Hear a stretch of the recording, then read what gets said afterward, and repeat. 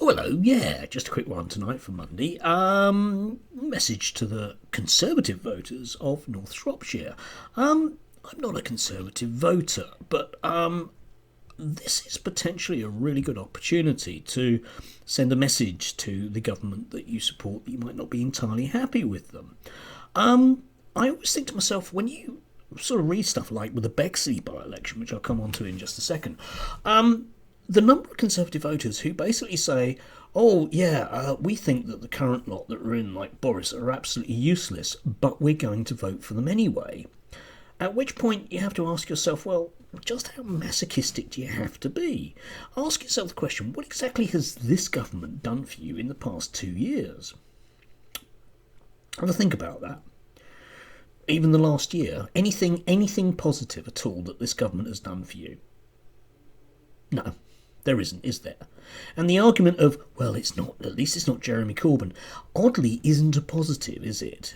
Yeah? Because you might as well say, well, it could be worth, we could have turned into North Korea. Well, yeah, but that's not a positive, is it? I mean, there is a real opportunity here to send a strong message by Conservative voters to this current Conservative government and make them change their ways. If you look at the Bexley by-election, other than the Labour Party vote, which was the only sort of credible vote if you wanted to vote against the government, was from the Reform Party, and they scored something like about 12% of the Conservative winners' vote. And I personally am not a fan of the Reform Party's policies, but there is a real opportunity that if you are a Conservative voter, you wouldn't have to hold your nose to vote for them. And it would send a very strong message to the government. If Richard Tice and his party actually managed to get a decent result, it would send a very strong message to the government that maybe their current policies are a bit naff and in need of reform. I'll post links down below. You can have a look at the Reform Party yourself. As I say, I'm not a great fan, but they do, at least I feel, say what they believe, and they are unlikely to rip you off or put your taxes up. Have a think about that one.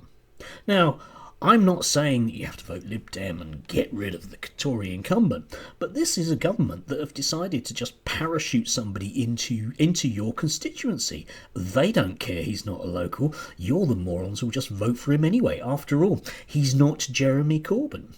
Well, do the right thing. Vote Reform. There you go.